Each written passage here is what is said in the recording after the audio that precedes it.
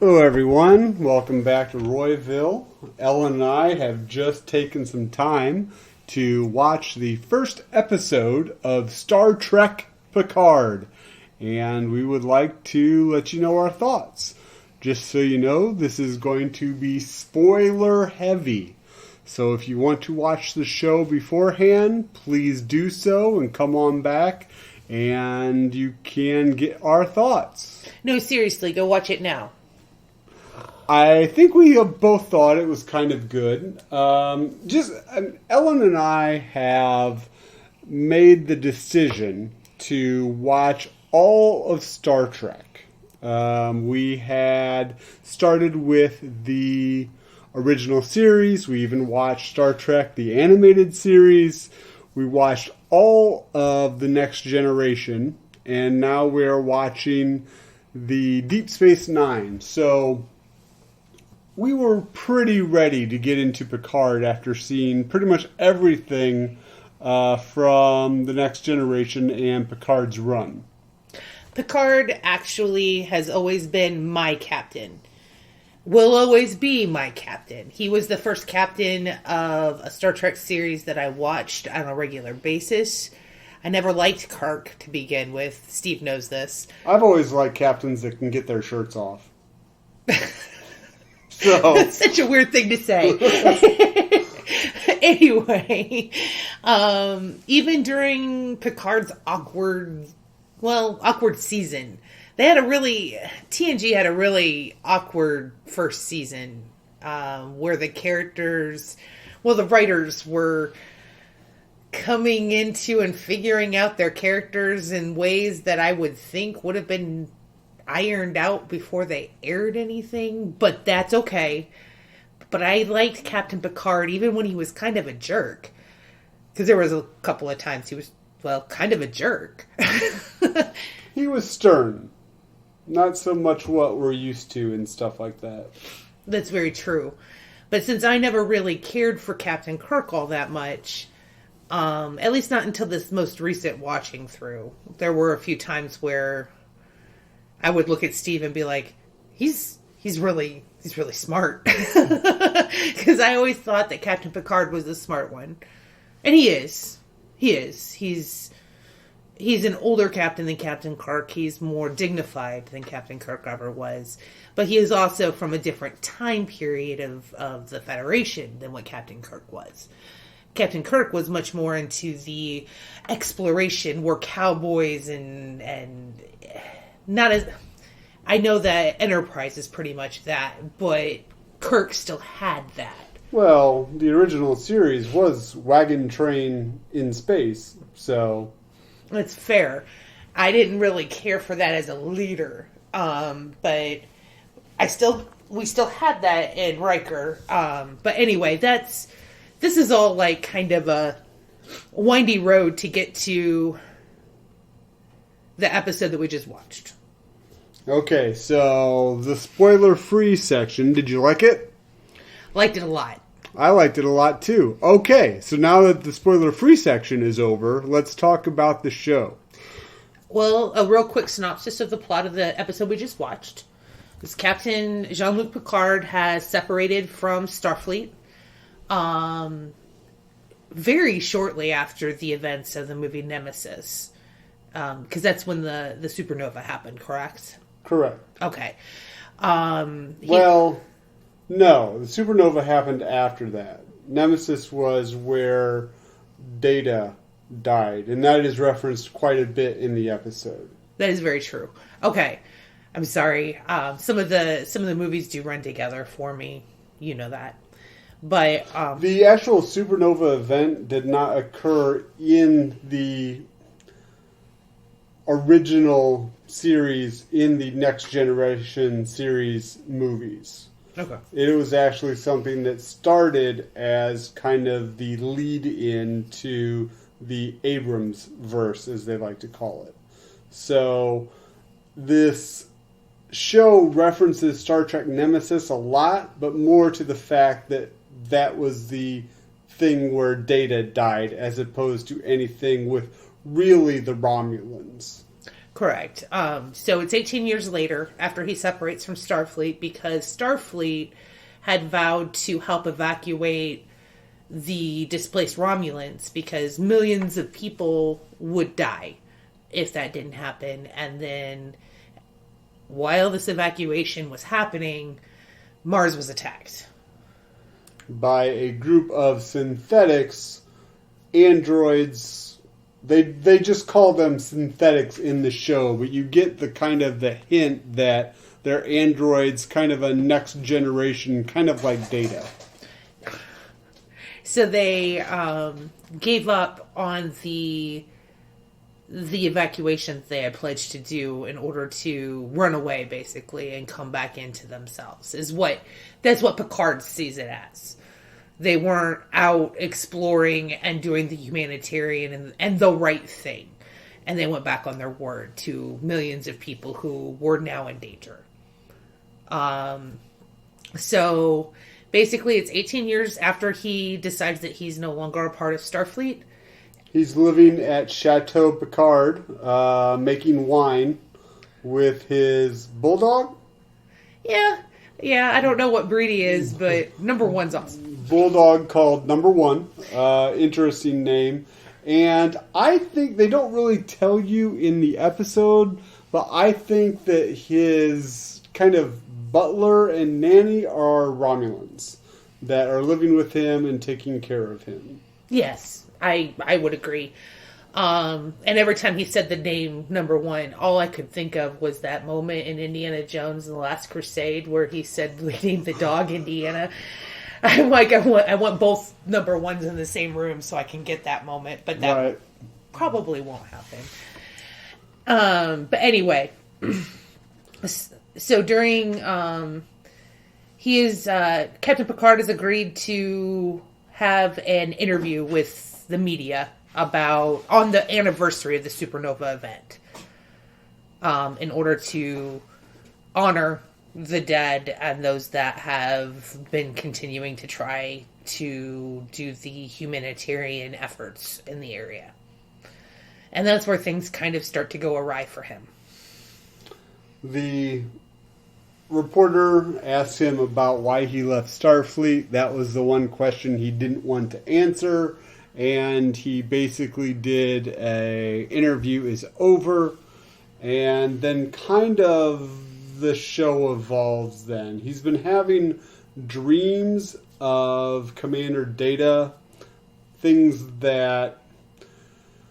One of the things he says in the trailer is, I don't want the game to end. There's a reference to him playing a game with Data, but it also kind of makes you think that he doesn't want the game, the life, the thing that he was best at to end.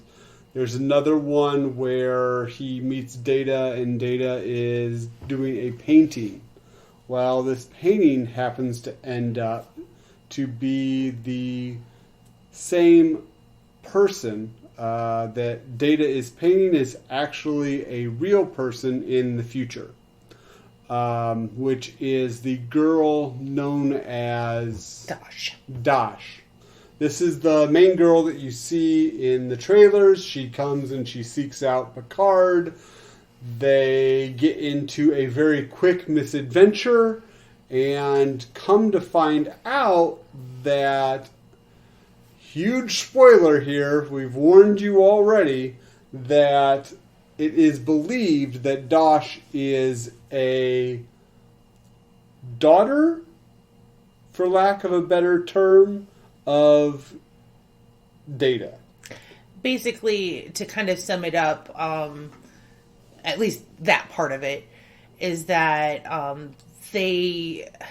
very brilliant scientist at the Daystrom Institute figured out that even if one neuron from the neuron net that Data had survived, if that happened, they could reconstitute Data's neuron net or something that functions like that. And with that technology having replicated, lots of Star Trek techno-babble in that scene, so I can't even repeat a lot of it. But in essence, if they're able to reconstruct the neural net that made Data function, they would be able to put that neuronet into a body that's actually flesh and blood, unlike Data.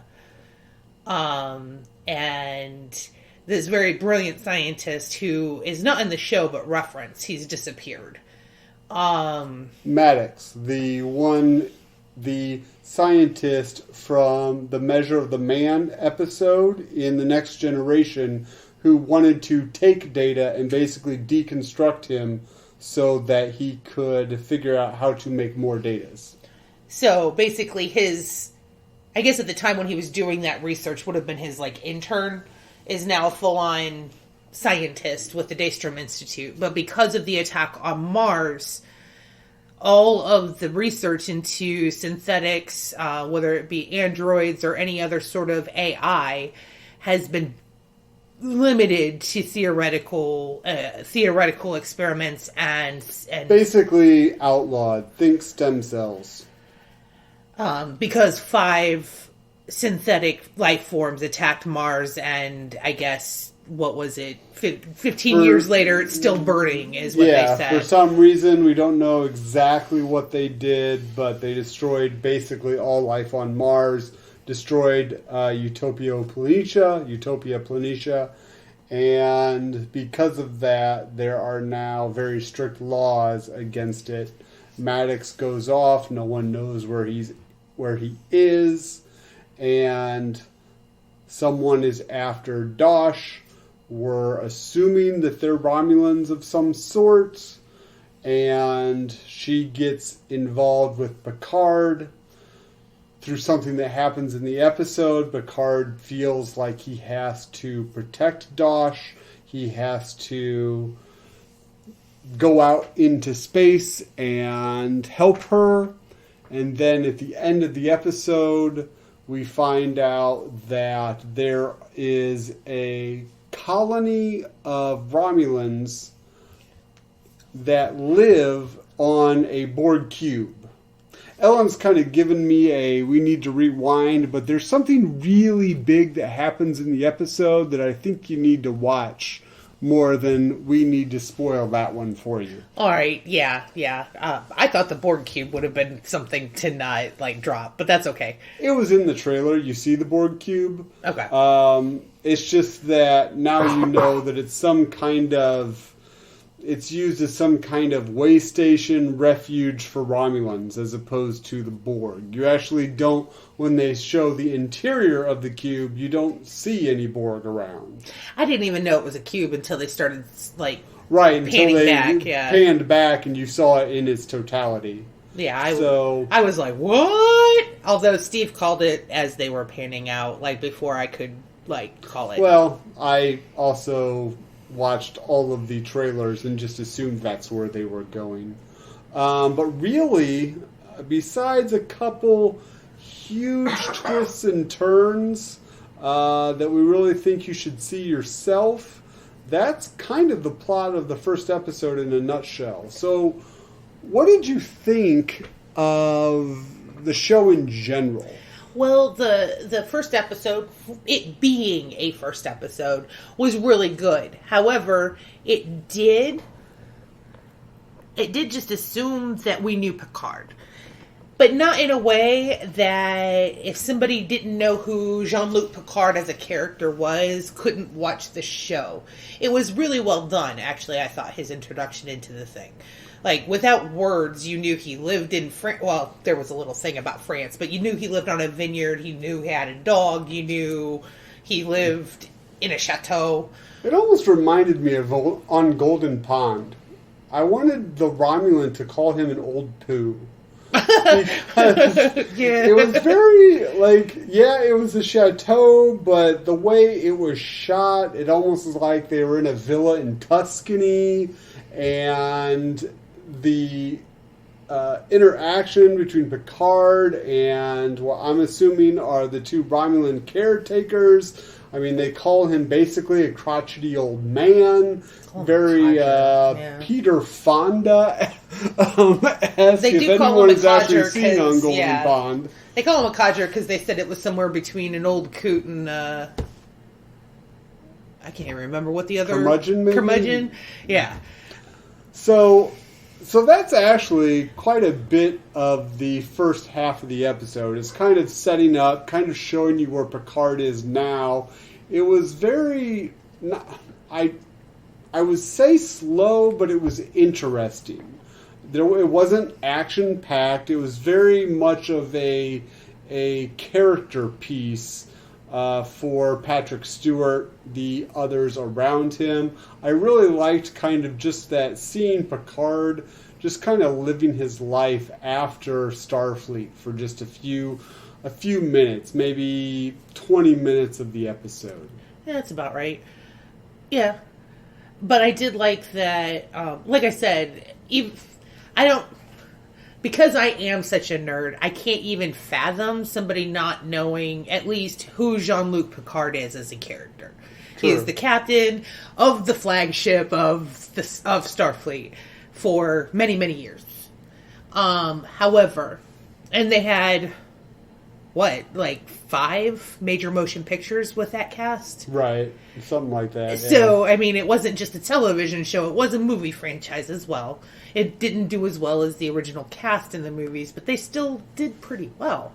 Right. However, if there is that person out there who doesn't know who Captain Jean-Luc Picard is as a character, you can still watch the show without having to go back and watch TNG or the movies, really. They kind of fill you in. Yeah, and also in the interview from the reporter with Picard, they do kind of give you, maybe it's helpful for the audience as well, we are interviewing Admiral Jean-Luc Picard. And here is a really quick bio of his background that shows you basically most of the stuff you need to know to just kind of get into the episode. However, or not however, sorry. I keep using that word. But I can't even, as an adult, when I started watching Star Trek The Next Generation, I was, it premiered in 87? So I was 11 or 12, 88. I didn't appreciate that they had at the helm both as a fictional character and at the head helm, whatever, of the cast, such a talented actor. The fact that he can go back 18 years later and just be that person again, only 18 years later. I'm really appreciating that in Patrick Stewart. The older I get, the more I appreciate Patrick Stewart. But, yeah, the acting of this episode by not only Patrick Stewart, but even the other cast members, was very, very good for a first episode, I thought. I thought they hit the ground running, and everybody that was in it was believable as their character was. It didn't feel to me like it was a first episode in kind of that acting style, because as we all know, if you have seen the first episode of many shows, let alone Star Trek The Next Generation with Encounter at Farpoint, you gotta have that time for people to kind of get into their characters. And I thought this episode, they hit the ground running. Everybody kind of knew their character right off. Yes, actually, agreed. I also think that it was really well done. They went from his, I'm sorry, not just the acting. The whole thing was well done. However, if you like the way things look, scenery shots and stuff like that, I think that their sets and their CG were really very well done and incorporated into the actual existing landscape, that you could go to San Francisco and still see the Golden Gate Bridge, but then there's this really modern city right behind it. Yeah, I even told Ellen while we were watching it, I liked that they showed San Francisco, they showed the chateau, they showed a scene in Paris, and they showed a scene in Greater Boston. And I really liked just kind of seeing Earth in the Star Trek time period, because very few times do you actually see Earth, scenes and people doing things on Earth in Star Trek, actually. And I thought they really brought it to life in this episode. Yeah. They go from Chateau Picard, which is, you could walk onto that vineyard. Like, it was like in the 21st century, right now. It wasn't very modern. It was very, very old-fashioned. The house is probably hundreds of years old at this point, just been rebuilt and repaired. It's like Jean-Luc Picard went back in time to shoot even like the 19th century, like when he's on there, except for when they show his irrigation machines and the drones that take care of the fields, take care of the vineyards. And then they go from this old-fashioned, very quaint, very realistic. I don't know if they shot on site. I mean, they're in California. There's lots of vineyards out there, so it's very possible they shot on some sort of scene or on some sort of site. But they go from that to San Francisco, which is got the Starfleet headquarters, which is like this super futuristic looking building. Greater Boston looks sort of like Tokyo or whatever it was in Blade Runner. Like, there's lots of neon, and it wasn't dirty, but I mean lots of neon and very, very futuristic. But yeah, the whole marrying of the different lifestyles on one planet, which is very unusual in Star Trek, because one planet usually looks all the same. We were just talking about that earlier this week. But that's what Yeah, so there is definitely a different feel. You will definitely not recognize the opening theme. It's very, once again, it did kind of fit, in my opinion, more of the show being a character piece about Picard. I thought the theme kind of did that well. So, other than that, do you have any final thoughts, Ellen, about the episode? I'm pretty excited to see where it goes.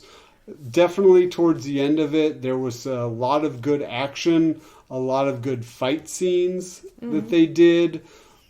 Both Ellen and I really liked the special effects. We thought they meshed well with not only what was going on in the episode, but just the way they were constructed. The subtle computer graphics that people were using. There is a few scenes of starships, how well they looked. So I'm pretty excited to see where the show goes. Ellen, any final thoughts on this first episode of Picard? You should go watch it. All right. Well, there you go. That is a 2 Vulcan ears up for us. Thank you, everyone, and have a good night.